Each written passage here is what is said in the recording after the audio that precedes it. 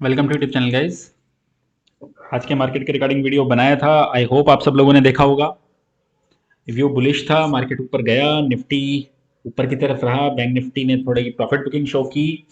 जो स्टॉक्स दिए थे Reliance, Infosys, BEL, can bank सब एक बार के लिए ऊपर गए। आई होप आप लोगों का सही प्रॉफिट हुआ होगा। अब एक बार के लिए देखते हैं ग्लोबल में क्या सिनेरियो है। तो देखिए आज यूएस का मार्केट क्लोज है, तो यूएस की तरफ से ऐसे कुछ मेजर क्यूज नहीं है। ओके, सो आज जो हम क्यूज लिए हैं मार्केट ने हमारे, वो एशियन मार्केट से लिए हैं। तो हमारा हैंगसेंग का मार्केट और निकई दोनों अप थे, तो मार्केट थोड़ा ठीक रहा, कोई इशू नहीं है। ओके, अब एक बार के लिए देखते हैं कि हमारे मार्केट में कैसा क्या सिनेरियो रहा और डेटा कैसा बिल्डअप हो गया है, क्योंकि काफी दिनों बाद आज कुछ चेंज है डेटा में। ओके, सबसे पहले निफ्टी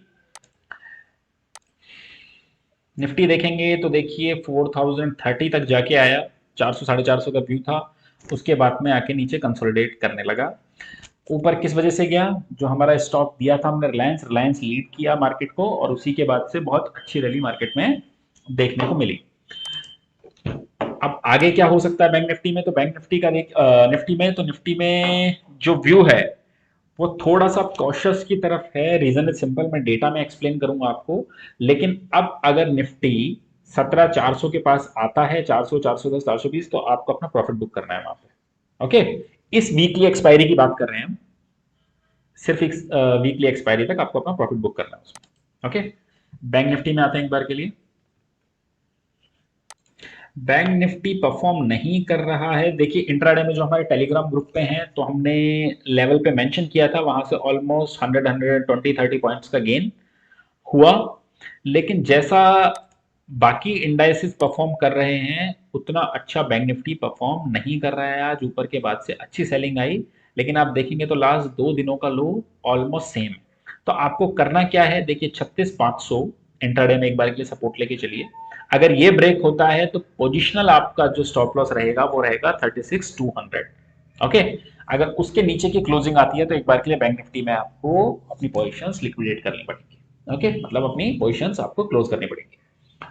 अब बैंक निफ्टी में हो सकता है नीचे के लेवल से अच्छा रिबाउंड आए, लेकिन बाकी इंडाइसेस के कंपेरेटिवली फिर भी थोड़ा म्यूटेड है।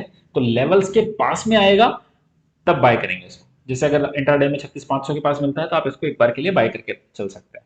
ओके, अब एक बार के लिए डेटा पे आते हैं। देखिए डेटा में क्या हुआ है। इंडेक्स जो लॉन्ग है एफ वो ऑलमोस्ट 3700 कॉन्ट्रैक्ट फ्यूचर में लेके गए, तो शॉर्ट 200 कॉन्ट्रैक्ट्स उन्होंने कवर किए। अब स्टॉक में क्या हुआ है, जो लॉन्ग पोजीशंस थी वो ऑलमोस्ट 2500 अनवाइंड की हैं और 5000 शॉर्ट्स ऐड किए हैं।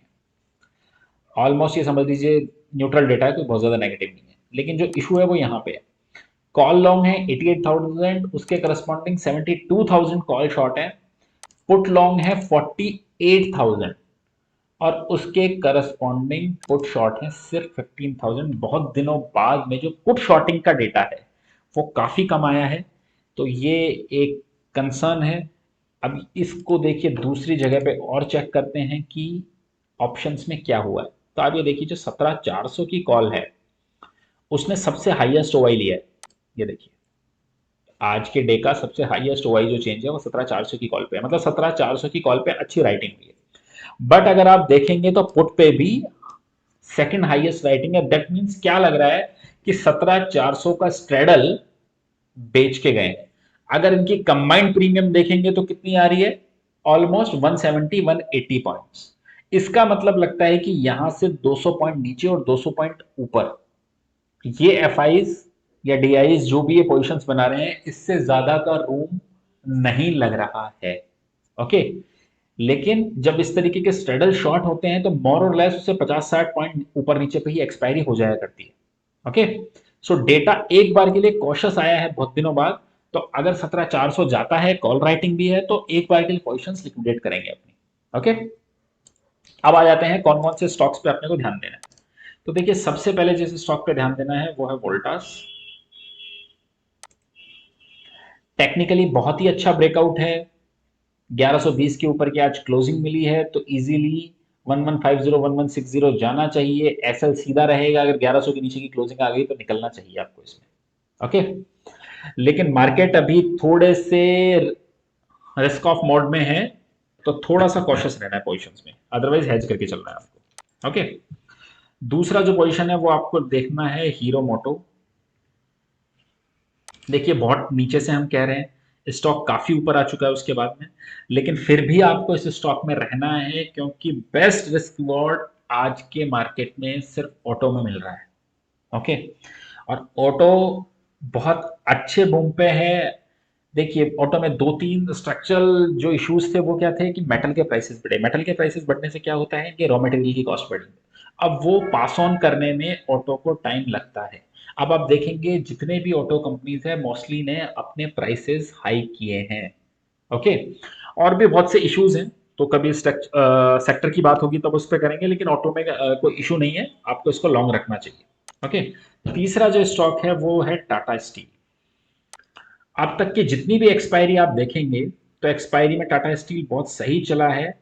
अब ये पिछले आप देखेंगे तो 1.5-2 महीने से म्यूटेड परफॉर्मेंस देख रहा है। देखिए जुलाई में भी ऐसा ही था, फिर ये अगस्त के मिड में चला, और अगस्त के लेट में फिर से इसमें एक सेलिंग आई ग्लोबल इश्यूज की वजह से। ओके। अब आपको क्या देखना है इसमें, देखिए ये हर बार 144550 के पास में जाके सेलिंग आ जाती है इसमें। तो जैसे ही ये 1450 के ऊपर की क्लोजिंग देगा, ओके, ये इस गैप को फिल करने के लिए जाएगा। और गैप कहाँ फिल होगा, ऑलमोस्ट 1500 पे। तो जैसे ही 1450 के ऊपर की क्लोजिंग देगा, आपको टाटा स्टील में भी लॉन्ग रहना है 1500 के टारगेट्स के लिए। ओके। बाकी आज ज्यादा पोजिशंस नहीं दे रहे हैं, क्योंकि आज बहुत दिनों बाद जो डेटा है वो थोड़ा कॉशियस की तरफ आया है। सो पोजिशंस में हेज करके चलिए। Okay guys, so I hope आपको वीडियो अच्छा लगा होगा। अगर अच्छा लगा है तो लाइक कमेंट और शेयर कर दीजिएगा। Thank you guys, thank you for watching.